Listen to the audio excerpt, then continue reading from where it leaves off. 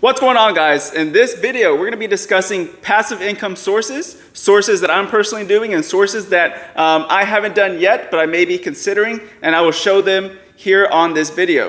So what's going on, guys? Welcome back to The Country Investor. My name is Robert, if this is your first time tuning in. So like I said in the intro, we're going to be going over some passive income ideas or things that I'm currently doing, and I'm going to be showing them here on the video. So stay tuned. I have everything written down on my little handy notebook here, so we're going to get to it. Before I move on, guys, don't forget to like, share, and subscribe on this video. That definitely helps out me and my channel.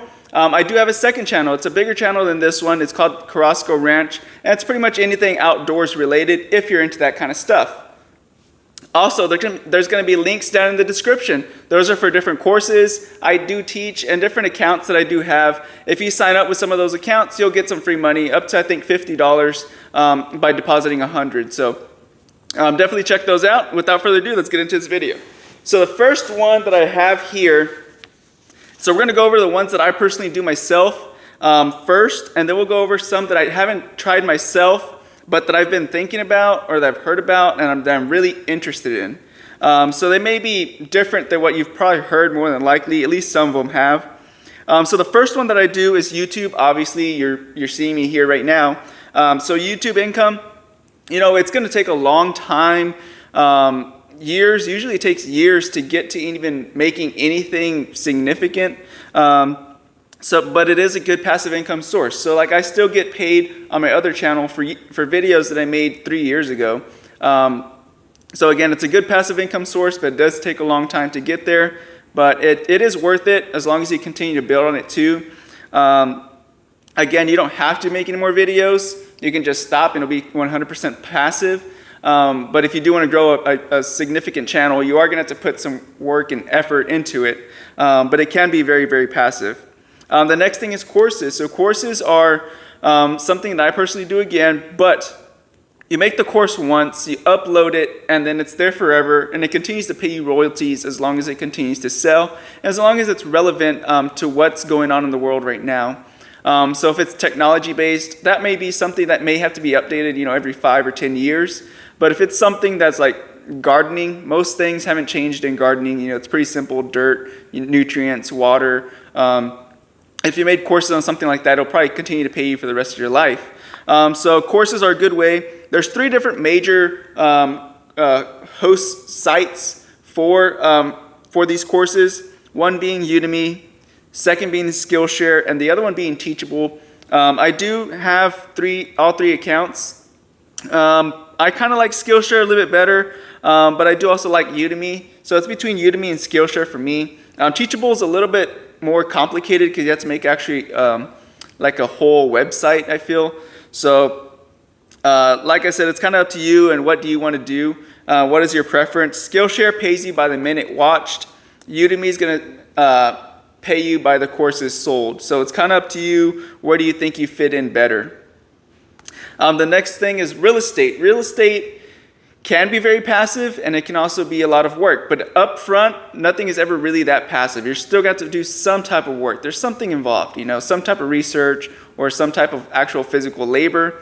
In this case, real estate. So I have long-term rentals and short-term rentals. If you don't know what either one are, long-term are just your traditional rentals. You rent them out, you know, on a year-long lease or you're on a month-to-month basis.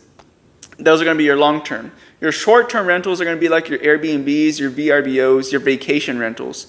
Right up front, I'm going to tell you that vacation rentals do take more work up front, but you can make it passive if you hire a team. So it can be very passive. You can hire a cleaning crew, maintenance crew, a digital, you know, marketing team, and they'll also handle all the questions on Airbnb. And that would be 100% passive for you. All you have to do is make sure your mortgage payment is paid on time and the bills are paid on time. But with today's technology, that can be done through auto pay, so you don't really have to worry about it, and it's completely passive. For the long-term rentals, they are, in my opinion, so far have been a lot less work. Obviously, when I first purchased the properties, I do have to do, you know, some type of renovations or upgrades to the property. So that is upfront work. But after that, it pretty much runs itself. I put in pretty much all brand new appliances, brand new stuff, all plumbing and electrical up front. So I don't have to worry about this stuff later on. And it really makes it a lot more passive in that way. But again, real estate is really, really big if you want to grow your wealth as well. Most of the wealthiest people in the world own real estate. So obviously, there's a common theme there between the most wealthy.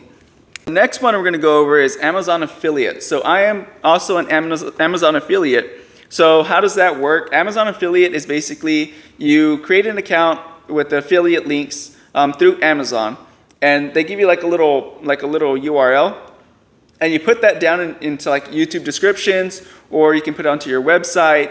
And when people purchase things on Amazon, you get a commission based off of those purchases. It doesn't cost the person anything more, and it doesn't cost you anything more other than your time to copy and paste that URL into your website or into the descriptions. Also, it is cool because no matter if they purchase your product itself, you still get paid if they purchase, say, toothpaste, toilet paper, whatever, in a 24-hour period since clicking on your link. You'll still get a commission off that toilet paper, toothpaste, whatever they purchased in that 24-hour period, you'll still get a commission off of that. So it's pretty cool. Amazon sees it as you brought that person to Amazon because they clicked on your link, so they can pay you a commission off of that.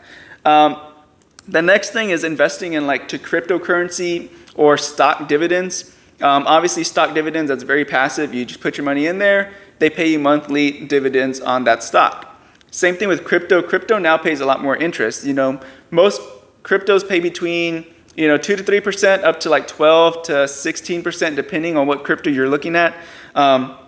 So you basically purchase the cryptocurrency, the coin, and then you put it into either a vault or you can put it into a platform, and they pay you interest based off of how much crypto you have. Some do have minimum thresholds, say 100 ADA, which is Cardano, or 0.01 Bitcoin or something like that. Some do have minimum thresholds you do have to meet in order to earn interest on your cryptocurrency. Stocks are the same thing. Procter & Gamble, AT&T, all those companies will pay you interest or dividends, basically pieces of profits that they have made to the investors. And that's paid out on a monthly basis, sometimes even quarterly basis. Just depends on the company itself. All right, guys, so now we're going to start getting into passive income sources that I have not personally done, but I have actually looked into and have considered. I just haven't pulled the trigger on these yet. I'm trying to grow the other sources that I have right now first before moving forward with anything else. But these are some of the sources that have actually piqued my interest that I'm interested in. So writing a book, that's actually a kind of a goal of mine, is to write a book. But again, it's going to take a lot of work up front to get the book published, to write the book, to get all the grammar checks and spells and all that figured out. But once you have the book out there and you do your marketing correctly, or you could even hire a marketing team and make it really passive after that. Once you get that done, it's pretty much 100% passive. All it does is people purchase a book, you get a royalty for that book purchased. So it's a really great passive income source. The next one is creating an Amazon FBA account. So how does that work? So you can go to Ross, Marshalls, and basically do rental arbitrage or store arbitrage, whatever you want to call it. And basically go and you buy a bunch of products. You scan them. There's a couple of different apps out there. Scoutify, I think, is one of them. And you purchase the products based off of if they're selling on Amazon or not. You ship them off to an Amazon warehouse. From there, Amazon will take care of all the customer service, the shipping and handling, the returns. They handle everything, but of course, that comes at a cost. They're going to take a percentage off of that sale for themselves, and then they pay you the rest. But that's one way to be very, very hands-off and very passive with this. Again, it's going to take some work up front, going and shopping, but after that, it's 100% passive. You can be in the Bahamas and still making money. So the next thing I have thought about actually and really, really considered is starting my own lawn cutting business, but not me particularly going out there and cutting the grass. Maybe, if I have an extra vehicle, like a truck, and I have trailers, so I can just, a truck and a trailer, and get a lawnmower and hire somebody to go out and cut the the yards for me. So say I charge, of course, assuming you have a lawnmower, a weed eater, possibly even an edger or a blower, and a vehicle, or you can have the person, make sure that they have a vehicle themselves and buy a little cheap, $800 trailer, nothing crazy. Assuming you have all that in place already, you go out and look for somebody, and say you're going to tell that person, I'll pay you $80 per lawn, assuming it's a quarter acre or less, whatever. We're just going to give you round numbers for right now. So for a quarter acre, you're going to charge, say, $150 to the client, right? You charge $150 to the client, and you told this, your worker, you're going to pay him $80 to go out and cut a quarter acre of lawn. So again, he's going to have to possibly pay for his own fuel for the lawnmowers. They don't use that much anyway. But blades, if you want him to maintain all the equipment, you might even want that person to own their own lawnmower and weed eater. And you possibly might even have somebody who just focuses on getting the clientele. That way you can make it very, very passive. But if you have $150, you're paying, say, $80 to the person, and you get to keep that profit. But if you can scale this up and you can get multiple properties, again, if you have an agent going out there and getting the contracts for you, getting the clientele, you can have enough from that profit from each household that you're cutting to be able to pay somebody to go out there and cut the lawn, and to pay somebody to find the client base. And then all you do is you just sit back and you just, you own the company, but it's a very hands-off approach. So the next thing is going to be like Target has an affiliate program that you can be a part of also. And that varies based off of what you are going to be promoting on your videos, on your website, on your blog. I know it ranges between 1% or 0%, nothing, or to 0.5, 1%, all the way up to like 8%. Again, depending on what products you are going to be promoting, but it's a very hands-off approach. You copy your links, put them down in your blog or your videos in the descriptions, and people click on them. If they purchase something, you get a percentage of it. Pretty simple. So the next thing I just found out actually was today was TikTok monetization. So it's actually quite a high bar you have to reach, but if you're already close to that approach, that bar, you can start getting monetized, start getting paid to make TikTok videos, which is pretty cool. I actually did watch a documentary on some young kids, way younger than me, making tons of money doing TikTok videos. So that is a good source of income if you already have a big following, or if you're approaching a good threshold of followers. I think it's around 10,000. If you're approaching that and you haven't even thought about it or didn't know about it, that's a good way to make extra money, getting monetized on TikTok. The next one I've thought about is, again, an ice machine. I'm from Texas, so in Texas we have these ice machines on the side of the roads. They're like a little mini storage is what they look like, but they hand out water and ice. So and they're all ran by credit cards or cash. They have the little machines there. You put your money in there, you swipe your card, and the ice comes out. Well, it's a very passive way, because sometimes when I'm going fishing, I go in the middle of the night, 1, 2 o'clock in the morning, and get some ice. I'm sure the owner of that ice machine is probably, sound asleep, but he's making money on me going out there and purchasing ice at 1 or 2 o'clock in the morning. So that's a very passive source of income. I do know that they do require maintenance, but I know that some do have companies, and you pay a royalty to that company to basically use their name and to use their contractors to go out and fix anything.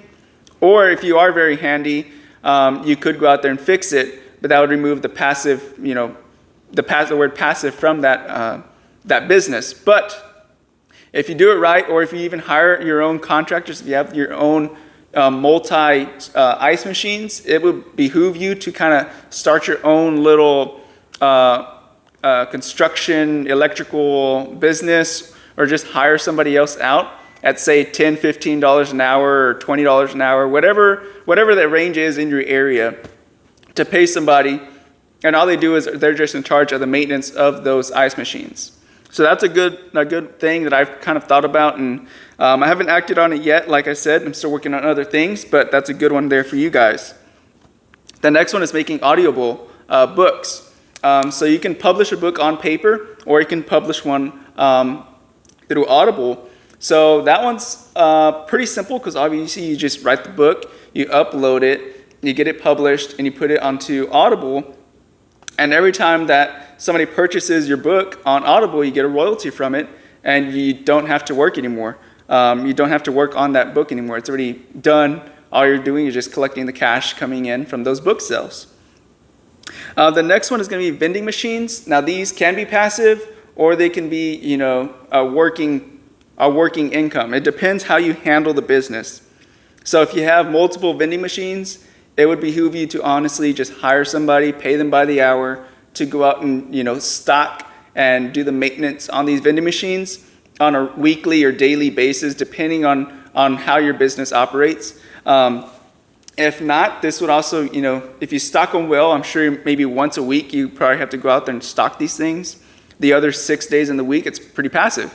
While you're sleeping, you're still making money. So it just depends on how you want to run the business, but it can be very passive if you get enough vending machines.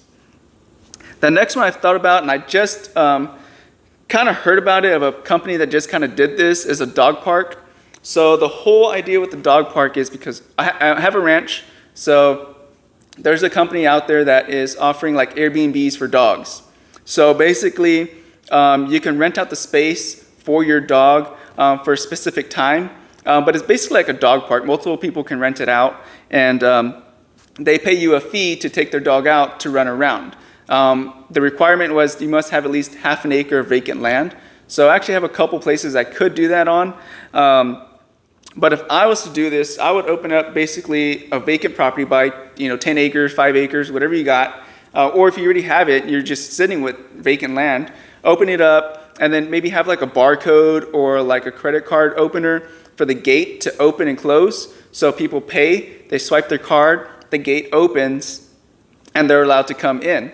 Again, you might have to put some cameras out there. Most people that are going to be going to these places aren't going to be, trying to cheat the system. But you just never know. You might want to have a camera system. Also for liability issues, for people coming in and out of the property, just to keep a head count also. But that's one thing I've kind of thought about, because people that live in apartments, they have to go somewhere to take that dog out. They can't. Usually apartments are so compact, they're so little, there's not enough space to go anywhere. So a lot of these people are looking to take their dog somewhere. And with today's age, there's a lot more people that treat their dogs like humans. So they're going to want to get them out there and exercise. So a dog park service where you charge, by the day, or maybe even charge like a membership. Actually, you know what? I just thought about it right now making this video. A subscription would be a great way to get somebody to get very, very passive income. And maybe have like a card with a barcode, and they scan it and they're automatically turned in. They're let in based off of that subscription. And that's actually a good idea. Just thought about that right now. Subscription-based dog park. There you go. Boom. You're welcome, guys. All right, guys. So that's going to pretty much wrap it up. The dog park thing is actually something I'm probably the closest leaning on right now at this point. But I hope y'all found that informational. Like I said, I saved the best for last, I feel. So the dog park thing is really going to be a good one, I think, if you're in that area where you can target those people.